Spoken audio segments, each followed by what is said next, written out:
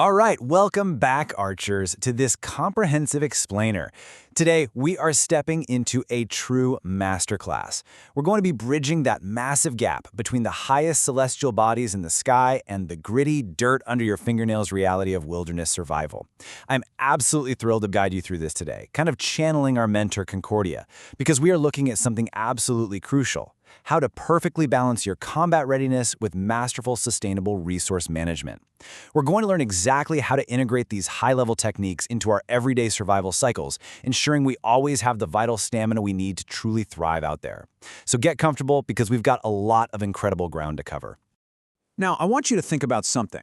What do ancient Egyptian scales have in common with building shelters, hunting wildlife, and manipulating gravity? I know, it sounds like some kind of weird riddle, right? But the answer actually lies in one universal, completely inescapable theme: the scale, balance. As we unpack our sources today, you'll see how the literal and metaphorical concept of the scale dictates whether a civilization thrives for centuries or just crumbles into the dust. We're going to learn that efficient energy use down here on Earth perfectly mirrors the harmony found in those massive celestial patterns above us. It's all connected. Okay, let's quickly dive into our roadmap for today. We'll start with Section 1, Cosmic Scales and Karmic Justice. Then Section 2, Gravity and Wilderness Construction. Moving on to Section 3, Mastering the Mechanics of Efficiency. Then Section 4, the Libra Foraging System. And finally, Section 5, Balance, Rest, and Civilization. Let's kick things off with Section 1, Cosmic Scales and Karmic Justice. So, we begin with a fascinating lecture coming straight from Concordia to our archers out in the desert. She focuses on how celestial patterns actually dictate our physical lives. According to our sources, a constellation isn't just a random assortment of bright dots in the sky. It's defined as a woven celestial image, a specific pattern denoting a fusion of spirits and wavelength harmony. The big lesson Concordia is imparting here is that just as stars transition from these tiny chaotic lights in a stellar nursery into mature celestial bodies that understand the universe's laws, living beings have to go through that exact same transition. When you finally grasp these fundamental laws of balance, you stop being a subordinate, you stop being a slave to the elements, and you become a ruler of your own universe. You no longer fear drowning or burning, because at a cosmic level, you fundamentally understand the nature of the water and the flame. And this brings us to a brilliant illustration of those universal laws: the historical origins of the Libra constellation, or the scales. We're looking at a classic comparison from ancient Egyptian myth: Anubis's heavy heart of crime weighed against Horus's feather of freedom. The story goes that when a person died, their heart was placed on these massive cosmic scales by Anubis, the jackal-headed lord of the dead. If your heart was heavier than Horus's feather of freedom, your soul faced eternal torment. But if it was lighter, you entered eternal bliss. This scale is literally the historical origin of karmic justice. It tells us very simply that you can never cheat karma. Every single ounce of energy you put into the universe, whether that's positive or negative, perfectly efficient or totally wasteful, is weighed and it's returned to you. Which brings us to this powerful quote: "The personal code of honor of every living being, when carried through family and extended through society, become the building blocks of civilization." This matters so deeply to us because true justice and true balance aren't just abstract ancient ideas floating in the ether, they are the literal bedrock of how we build our own lives and communities right now. It's that simple, age-old law of reaping what you sow. If you sow a certain seed and then get angry when it doesn't produce a completely different fruit, well, you're caught in a wasteful karmic cycle. Personal accountability, balancing your own scales, is the very foundation of any functioning, lasting society. Moving right along to Section 2, Gravity and Wilderness Construction. Let's bring this down from the stars to the dirt and look at a really fascinating contrast in base building methods. When you look at tropical environments, survival construction often relies entirely on brute manual labor. The builder is out there physically chopping logs, digging deep foundations with raw, exhausting physical strength, and painstakingly weaving fronds together to bind the whole structure. It is draining. Now contrast that with characters operating out in the desert who utilize a form of anti-gravity magic. They are setting up supergravity fields in vertical layers to solidly anchor their structure, while simultaneously using anti-gravity zones in horizontal layers to just effortlessly float these massive heavy stone blocks into place. It's a massive comparison. We're looking at the extreme energy output of traditional survival tools versus the staggering, effortless efficiency of manipulating gravitational forces. But here is the amazing takeaway from this comparison. Whether you are out there sweating, weaving fronds, and manually placing logs at weak points, or you're a mage using advanced shifts in gravity to nullify a structure's center of mass, the core principle is completely identical. A sturdy framework prevents collapse by managing gravitational pull.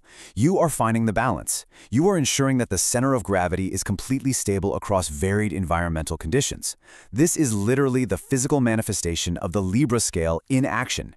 It proves that smart, environmental adaptation, finding that balance, will always beat raw, uncalculated effort. Section 3. Master the mechanics of efficiency. Concordia's mechanical lesson to the archers here is so simple, but honestly, it's revolutionary. She talks about the lever principle. A lever is essentially just a balance set upon a pivot. You don't have to actually change the mass of a heavy object to lift it, which, let's be real, is great news for all of our lower backs. By simply shifting that pivot point, you profoundly alter the acting forces. Think about it. If you move an object closer to the pivot, its relative weight increases. Move it farther away, and it drastically decreases. You can make heavy harvesting loads feel super light, and light objects act heavy just by understanding the physics of pivots. When we apply this knowledge to our harvesting tools, we minimize our energy waste and completely rewrite the math of our daily exertion. And you know, this flawlessly applies to combat as well, specifically through judo mechanics. True strength in the wild isn't just about packing on brute muscle mass. It's about efficiently shifting your opponent's center of gravity. By spreading their weight over a vast surface area rather than letting it focus on one single point, you break their balance and diminish their effective weight. For an archer, balancing combat readiness with resource gathering is absolutely essential. You can't do one if you're exhausted from the other. Mastering these center of gravity shifts means you aren't blowing all your precious energy fighting enemies or lugging building materials around, thereby preserving your vital stamina for when it truly matters. When we compare these mechanical systems side by side, we start to see a massive difference in how entire civilizations develop. On one hand, we have wasteful manual labor, where you are constantly fighting nature, carrying heavy buckets of water for miles, and making yourself incredibly prone to extreme fatigue. Against that, we have ancient pulley and windmill systems. By combining mechanical forces with rotating wheels set on pivots, ancient cultures harvested water from streams with almost zero physical effort. They basically harnessed the wind and centrifugal force to do all the heavy lifting for them. This smart, long-term approach to resource management is precisely what allows a tiny, struggling settlement to blossom into a massive, thriving civilization. Which leads to this core tenet. Efficiency is all about minimizing waste to reap maximum benefits. The archers learn a really tough lesson here, and it's one we all need to hear. Hard work does not necessarily equal efficiency. If you are exhausted, if you're sweating and straining every single day in the wild just to scrape by, you are wasting energy. True mastery and true justice on a physical level lies in preventing fatigue entirely by eliminating that wasted effort. All right, let's get into Section 4, the Libra foraging system. This system right here is a brilliant scientific resource management tool. It essentially uses the concept of the Libra scale to identify the absolute best nutritional sources in the wild, using a step-by-step approach. Step 1. It measures the genomes of wild animals against humans, specifically prioritizing the digestive system to find a close mammalian match. Step 2. You specifically target herbivores. Step 3. You conceal yourself and carefully observe their feeding habits to identify exactly which wild plants are safe for consumption. And Step 4. Once you know it's safe, you harvest the food, you meticulously mark your maps, and critically, you replant the seeds. This step-by-step method ensures you maximize your harvest with the absolute minimum amount of effort and risk. Now you might be wondering, why herbivores? Well, because hunting a carnivore means risking combat, and let's face it, being digested by a predator is a massive waste of your personal energy. Seriously though, prioritizing mammalian herbivores drastically lowers your combat risk. You are essentially letting the animal do the dangerous poison testing for you. This guarantees the discovery of safe, sustainable plant-based foods without ever putting your own health on the line. It's hands down the smartest way to balance your personal energy expenditure against your daily foraging tasks.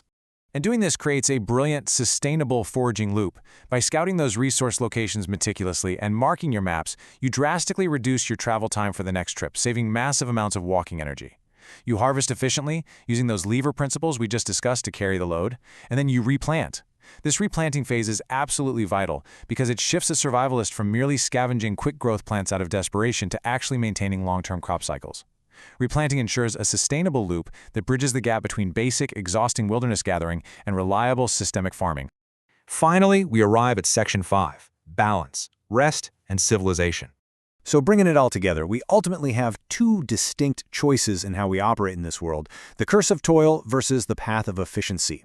The sources note a really profound idea here, that divine punishment, or the so-called curse of toil, isn't necessarily a deity striking mankind down, but rather mankind simply choosing inefficiency. Choosing brute force and wasteful exertion inherently leads to fatigue, breakdown, and decay. But the path of efficiency, that uses physics, careful biological observation, and sustainable loops. Keep this in mind: fatigue only exists where energy is wasted. The ultimate takeaway from Concordia's masterclass is this: true efficiency eliminates waste and fatigue, forming the solid bedrock of lasting civilization and abundant harvests. It is the absolute harmony between celestial providence, which means understanding and trusting in the natural laws of the universe, and material effort, which is working smart down here in the dirt with levers, pulleys, and genomes. That perfect balance is the only way a civilization can consistently feed its citizens, avoid total collapse, and thrive across centuries. And I love this conclusion so much. The essence of efficiency, or the reward of efficiency, is Sabbath, or rest, or laziness when applied appropriately. Think about how incredible that is. Laziness, or deep rest, is not a crime or a sin when it is properly earned. It is the ultimate pathway and the ultimate reward of a perfectly balanced, efficient survival system.